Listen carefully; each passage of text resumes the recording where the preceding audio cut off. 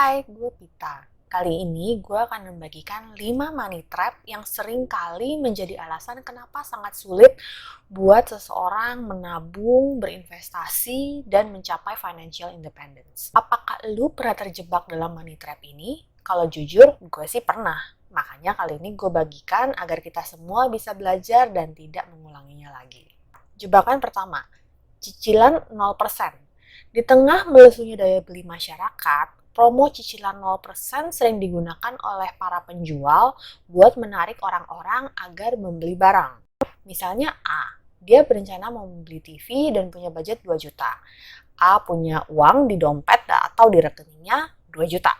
Kemudian ia ke toko elektronik dan ada salesperson yang menawarkan sebuah TV dengan harga 3 juta. Terus dia tolak, gue cuma punya uang 2 juta. Tapi sales itu cepat menjawab, oh tidak apa, kita punya promo cicilan bunga 0% yang bisa dibayar 3 kali, 6 kali, atau 12 kali terserah keinginan. Terus A berpikir-pikir, iya sih, TV 3 juta ini memang spesifikasinya lebih tinggi, terus bagus pula. Jadi A pun setuju mengambil promo 0% dan diubah menjadi cicilan selama 6 bulan atau 500.000 sebulan yang akan dicas ke kartu kredit yang tagihannya akan datang bulan berikutnya. A senang dan dia berpikir lumayan dapat good deal. Tapi apa benar-benar A dapat good deal? Tidak, karena A membeli sesuatu yang di luar budgetnya dan akhirnya ia pun harus mengeluarkan uang lebih banyak. Terus setelah A selesai transaksi, ia keluar dari toko elektronik dengan TV dan uang 2 juta yang masih utuh di dompet atau rekeningnya. Apa yang kemudian akan dilakukan? A pun akan mampir di toko-toko lain, misalnya toko baju, toko handphone, sepatu, dan lain-lain.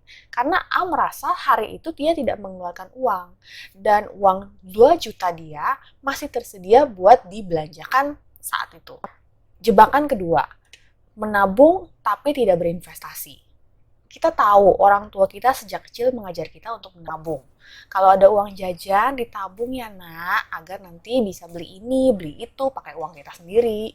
Menabung merupakan cara yang paling tepat untuk mengumpulkan uang yang digunakan dalam jangka waktu dekat.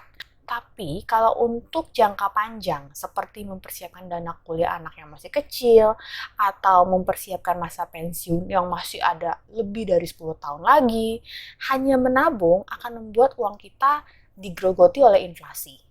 Kita lihat saja berapa bunga tabungan di rekening bank sekarang. Lalu berapa rate inflasi di Indonesia? Antara 4 dan 5% setahun. Kalau kita cuma menabung, berapapun uang yang kita punya di bank akan tergerus nilainya setiap tahun. Untuk kebutuhan jauh di masa depan, kita harus berinvestasi. Gunakan instrumen investasi yang bisa memberikan hasil mengalahkan inflasi itu. Jebakan yang ketiga, buy now, pay later. Budaya sosial media membuat kita bisa tahu segala hal yang tren dan happening yang dilakukan oleh orang lain. Dan kalau dulu ada istilah keeping up with the Joneses, sekarang budayanya adalah keeping up with the influencers. Kalau sekarang ada tren makanan tertentu, kita coba. Kalau ada tren fashion tertentu, kita juga beli. Kalau ada tren kerja dari lokasi tertentu, ya kita juga ikutan. Selalu berusaha menjadi trendy dan hip itu mahal.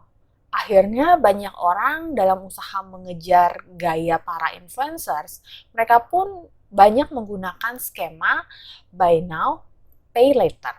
Stop menggunakan pendapatan masa depan untuk membayar keinginan hari ini. Kalau terus-menerus diikuti, kita yang di masa depan akan selalu kekurangan uang.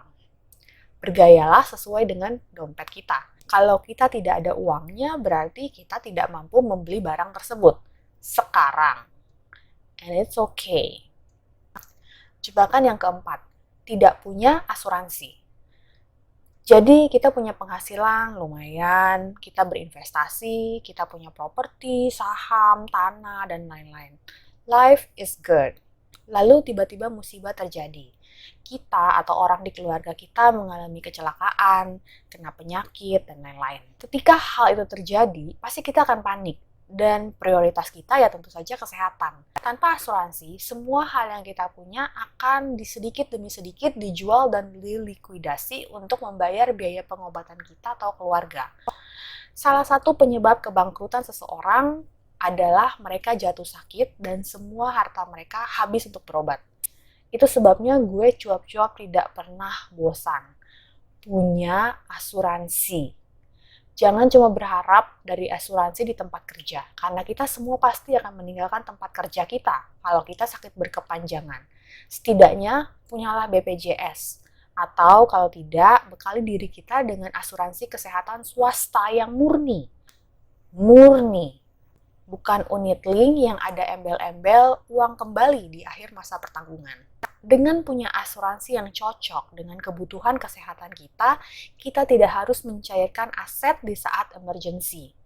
Karena kita tahu pasti, ketika ada orang yang menjual sesuatu dengan judul BU, berarti mereka akan menjualnya dengan harga yang lebih rendah dari pasar karena butuh uang yang secepatnya. Jebakan yang kelima, tidak punya dana darurat. Sama seperti asuransi, dana darurat adalah bumper yang menjadi buffer ketika emergency menabrak kehidupan kita. Dalam hal ini, emergency yang sifatnya non-kesehatan, seperti kehilangan pekerjaan atau kendaraan tiba-tiba rusak, dan lain-lain. Selalu punya dana darurat setidaknya minimal 3-6 bulan kalau kita seseorang yang punya penghasilan tetap. Dan 6 atau 12 bulan buat orang yang bekerja tidak tetap seperti freelancer dan lain-lain. Dengan punya dana darurat, kita tidak harus menyentuh aset-aset kita yang lain sehingga uang kita tetap bisa bekerja sesuai dengan prinsip compound interest. Demikianlah 5 money trap yang menurut gua harus kita hindari kalau kita mau mencapai financial independence. Semoga bisa berguna buat kita semua ya.